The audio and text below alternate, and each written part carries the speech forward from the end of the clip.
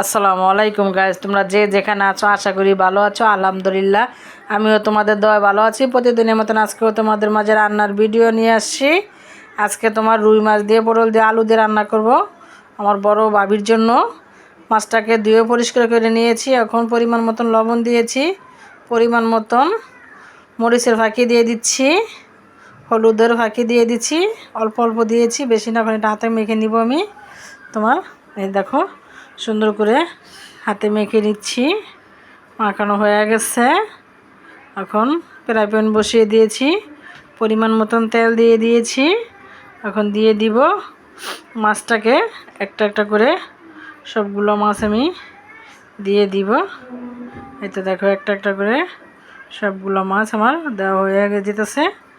এই তো মাছ দেওয়া হয়ে গেছে। এখন মাছ এক পিঠ হয়ে গেছে, আর এক পিঠ উল্টিয়ে নিয়েছি। তো মাছ ভাজা হয়ে গেছে। রান্না করার জন্য কড়াই বসিয়ে দিয়েছি, পরিমাণ মতন তেল দিয়েছি, পেঁয়াজ কুচি দিয়েছি। ওখানে একটু নেড়ে দিব। এই তো পেঁয়াজটা ভাজা হয়ে গেছে। মশলা কষানোর জন্য একটু পানি দিয়ে দিচ্ছি, অল্প করে। আদা রসুনের পেস্ট দিছি, লবণ দিছি তোমার, আর 2 চামচ হলুদ, 2 চামচ মরিচের ফাঁকি দিয়ে এখন এটাকে একটু নেড়ে দিব। মশলাটা কষানো হয়ে গেছে। আগে থেকে পটল তোমার আলু কেটে পরিষ্কার করে রেখেছি, সাথে একটা টমেটোর কুচি দিয়েছি।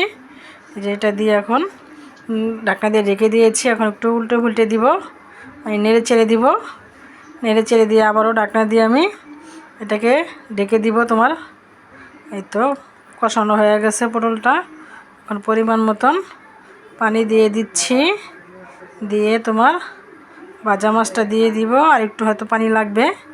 এই তো তোমার ভাজা মাছটা দিয়ে দিচ্ছি, পানি আর লাগে নাই, ওই পানিতে হয়ে গেছে তোমার মাছটা হয়ে গেছে। ধনিয়া পাতা দিয়ে দিচ্ছি পরিমাণ মতন। এই যে দেখো রুই মাছ দিয়ে আলু দিয়ে রান্না হয়ে গেছে। রান্নার রেসিপি তোমাদের ভালো লাগে, লাইক কমেন্ট শেয়ার করো। আল্লাহ।